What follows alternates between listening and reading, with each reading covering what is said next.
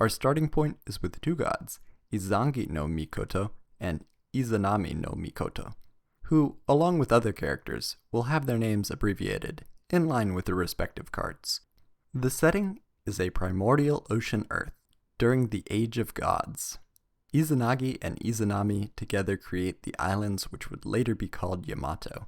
This is the same Yamato as both the province and the dynasty, being metonymic for Japan.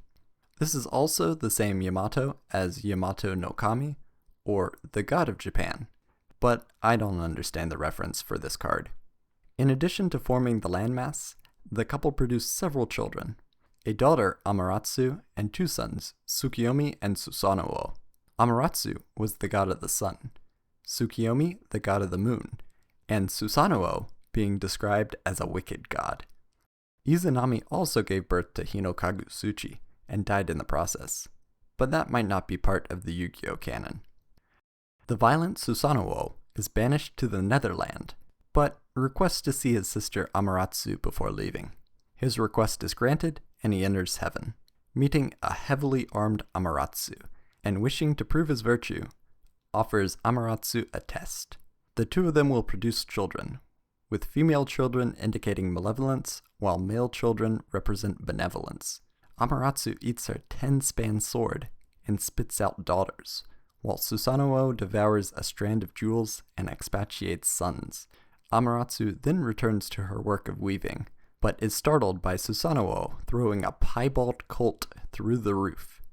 As a result, Ameratsu injures herself with the shuttle, then hides in the rock cave, Amano Iwatu, which plunges the world into darkness. Several other gods then tried to lure her out of the rock cave, offering more Yasaka jewels, but also an 8-hand mirror.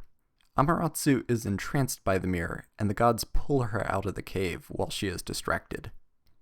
Disgraced, Susano'o then descends to Earth, where he meets a human couple who are grieving.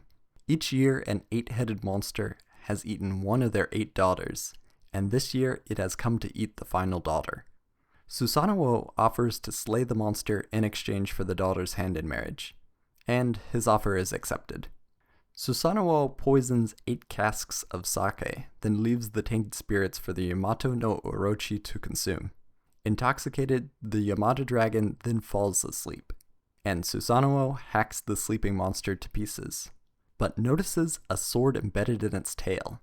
Not an earthly sword, but rather a heavenly blade, Kusanagi no Tsurugi. Susano'o presents the sword to Ameratsu as an apology, and then peacefully leaves for the Netherland. This is the Sword of Kusanagi in the main game, and is one of the 3 Imperial Regalia, with the other 2 being the aforementioned 8 Hands Mirror and Yasaka Magatama, represented in card form as the Orb of Yasaka. The Sword of Kusanagi actually appears in the artwork for Ameratsu, while Yatagarasu is perched on the Orb of Yasaka. And we finally get around to Yatagarasu, a direct descendant of Ameratsu, posthumously called Emperor Jimmu, named after his valor in the conquest of Yamato, who was aided by Yatagarasu.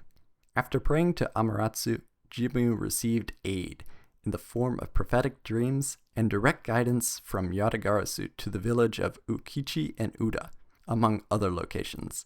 There is quite a lot of detail regarding the military achievements of Emperor Jimmu, but returning to the Imperial Regalia, these relics were given to Jimmu as validation for his divine right to rule, becoming the first emperor of Japan. And that is the story of Japan, from the creation of the islands to its first emperor. Heavily abridged, of course, and focused on its portrayal within Yu-Gi-Oh! But I think it is very interesting to see so many spirit monsters tied together in these myths.